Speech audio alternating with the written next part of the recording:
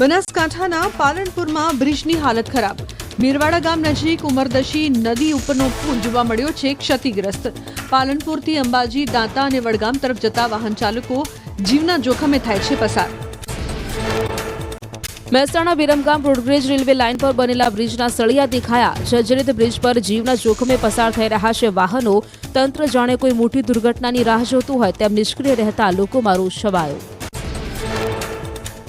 મોરબીના પંચાસર રોડના રહીશોએ Rajkot Kandla national highway પર કર્યો વિરોધ। સારા રોડની માંગ સાથે સ્થાનિકોએ કર્યો વિરોધ। છેલ્લા 2 દિવસથી મોરબીના વિવિધ વિસ્તારોમાં ચાલતા વિરોધની અવગણના થતા સ્થાનિકોમાં રોષ ભભૂક્યો।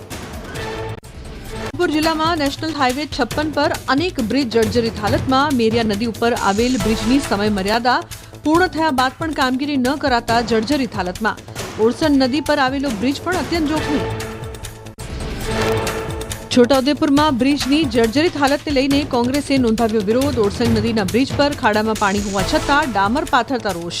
જિલ્લા પ્રમુખ સહિત કાર્યકર્તાઓએ બ્રિજ પર બેસીને કર્યો ચક્કાજામ। તાત્કાલિક નવા બ્રિજની માંગ। બોટાદના રાણપુરમાં ભાદર નદી પર આવેલો 80 વર્ષ જૂનો બ્રિજ ખૂબ જર્જરિત હાલતમાં। બ્રિજની નીચેના ભાગેથી સિમેન્ટના પોપડા ઉખડી ગયા। લોખંડના સળિયા દેખાયા। લોકોએ તાત્કાલિક બ્રિજના સમારકામની કરી માંગ। બ્રિજ જર્જરિત હોવા છતાં વાહનોની અવરજવર ચાલુ રાખતા લોકોમાં રોષ।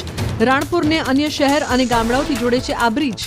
તંત્રએ બ્રિજની જાળવણીમાં ગંભીર બેદરકારી રાખી હોવાનો વાહન ચાલકોનો આક્ષેપ। વલસાડના વાપી શામળાજી હાઈવે પર આવેલી પાર નદીનો પુલ અત્યંત જર્જરિત સ્થિતિમાં।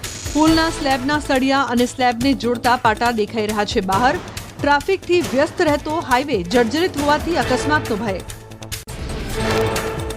પાર નદી પર આવેલા બ્રિજ પર પડી ગયા છે મસમોટા ખાડા। ચોમાસામાં ખાડામાં પાણી ભરાઈ જતા વાહન ચાલકો બને છે અકસ્માતનો ભોગ। બ્રિજના 2 મીટર સુધી સળિયા બહાર આવી ગયા છતાં તંત્ર થીંગડા મારીને માની રહ્યું છે સંતોષ। ગંભીરા પુલ દુર્ઘટના બાદ ડાયવર્ટ કરાયેલા માર્ગો પર ટ્રાફિક જામ જોવા મળ્યો। તારાપુરાથી વાયા સોજિત્રા થઈને આણંદ જતા માર્ગ પર ટ્રાફિક જામના દ્રશ્યો સર્જાયા। 1 કિલોમીટર સુધી વાહનોની લાંબી કતાર જોવા મળી।